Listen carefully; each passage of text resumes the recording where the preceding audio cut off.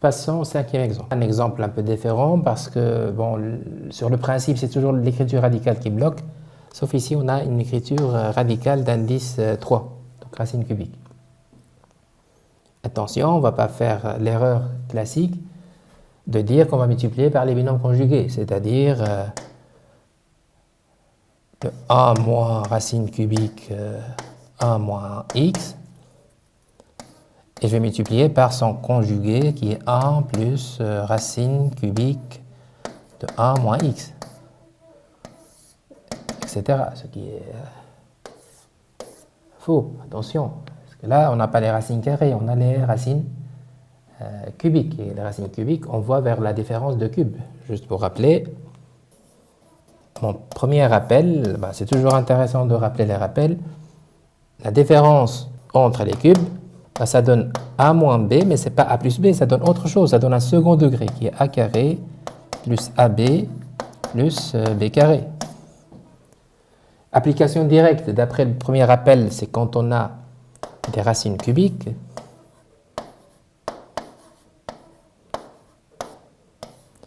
Multiplié par a carré racine cubique de ab plus racine cubique de b carré, tout ça nous donne a moins b. Et c'est ça qu'on va valoriser, c'est ça qu'on va utiliser. En fait, d'après cet exercice, on a ce morceau-là. Ce morceau-là. Donc, pour absorber cette écriture, en tout cas radicale d'indice n, on va multiplier, pas par le conjugué, mais plutôt par cette expression. Ce qui fait qu'on va avoir un produit remarquable de type a moins b. Ça, c'est intéressant. Donc, attention, c'est quand même particulier comme exercice. Et bien sûr, tout ce qu'on a fait avec racine cubique, on peut le généraliser avec des racines d'indice n, quel que soit ce n entier, bien sûr, naturel. Donc, attention, on est avec un autre cas de figure. Bon, on va appliquer ce qu'on vient de voir. Attention, j'insiste, ça, c'est vraiment faux. Donc, c'est plutôt une autre multiplication, le L. Ce sera la limite quand x tend vers 0. Mon expression problématique, c'est-à-dire avec les radicaux, donc le 1 moins racine cubique de 1 x, doit être multiplié par ce morceau, racine cubique de 1 au carré. Ça, c'est simplement comme si on a racine cubique de 1. Le a, c'est le 1 et le b, c'est 1 moins x. Juste pour revenir au cadre.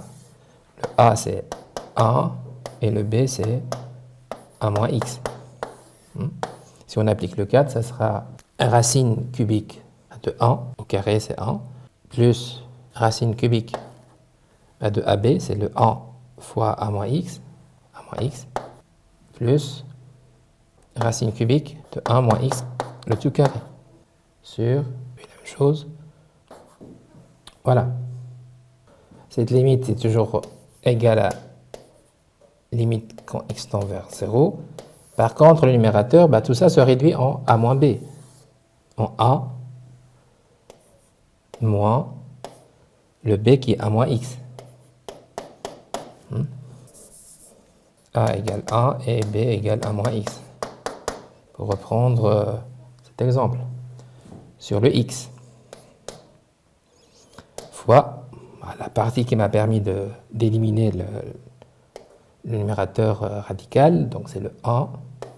Crochet, le 1 plus racine cubique de 1 moins x plus racine cubique de 1 moins x carré.